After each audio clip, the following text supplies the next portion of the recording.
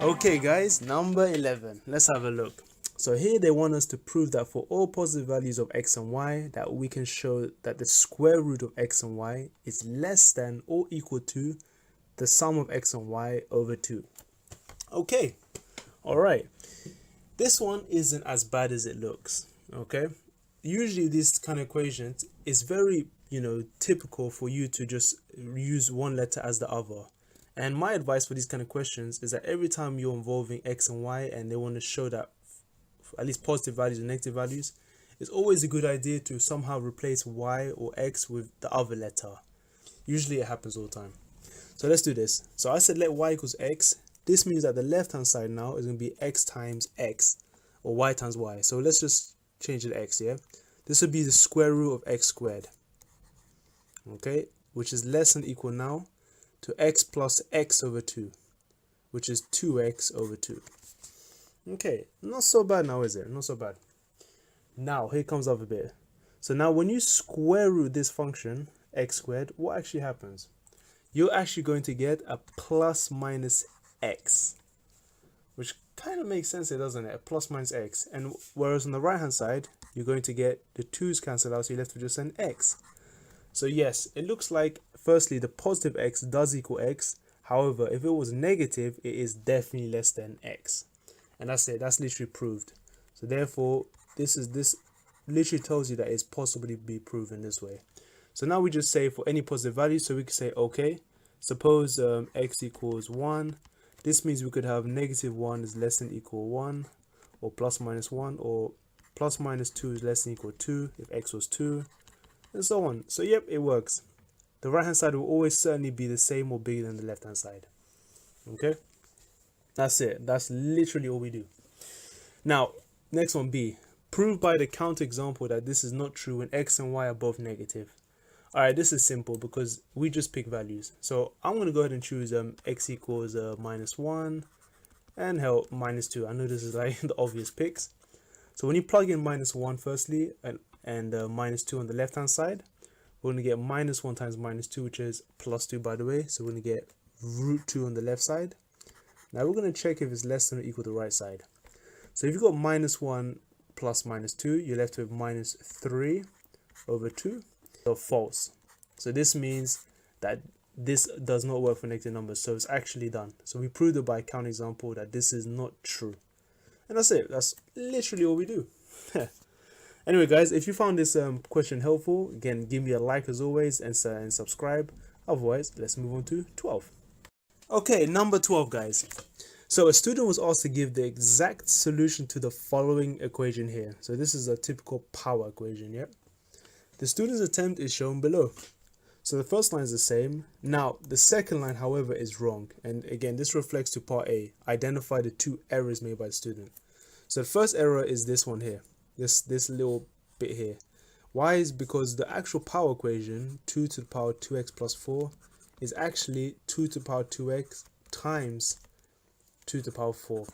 Reason being is because the only way to add the powers if the base numbers are products. So if you have 2 to the power something times 2 to the power something else, you may add the products. So that is the first error. So we have to state that down. This one should be this, which in turn will give you that. Second one. Now let's assume this is right. Let 2 to the power x equals y. So therefore y squared minus 9y plus 8 equals 0. Okay, let's see that's okay. So if you got 2 to the power x is y, this means 2 to the power 2x is y squared. So this is y, that means squaring this one and sticking a 2 there, you can add a power 2. So you're just sticking powers of 2 to both. That's cool. Minus 9y, that came from here, so 9 times y, that's correct. Plus 8. Now what's 2 to the power 4? 2 to the power 4 is 16. Oh god. 2 to the power 4 is 16. So this is of course wrong. So that's your 2 errors. That means the answer is obviously wrong then. Now, B, find the exact solution to the equation. So I think let's do this ourselves carefully. Yep. So if we're going to use all the things we used incorrectly. So going back to the first equation, this will be, we're going to split this up into powers. So it'll be 2 to the power 2x times 2 to the power 4. 2 to the power 4 is 16. So we have 16 bracket 2 to the power 2x plus minus 9 and then 2 to the power x equals 0. Now we said that let 2 to the power 2x 2 to the power x equals y. This means we're going to have 16y squared because we've got 2x here, minus 9y because it's just a regular 2 to the power x. Okay, this looks quite easy now. So all you do now is just factorize. So factorize y out.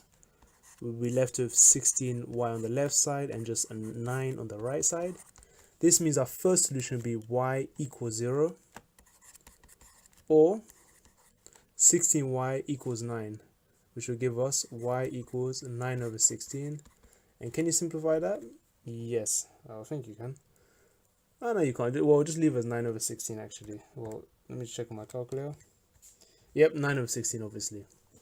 So since we got 9 over 16, therefore x equals something. So now we just replace the y with the 2 to the power x. So this means therefore, if y is this, that means 2 to the power x is 0, or 2 to the power x equals 9 over 16. That's easy. Therefore, to get this to fix this up completely, we now need to take logs on both sides, yeah?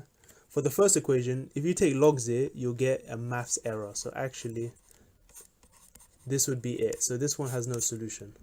If you take logs on both sides here, the trick is if you're not sure how to do it, you can just say log 2 to the power x must equal log 9 to the power 16.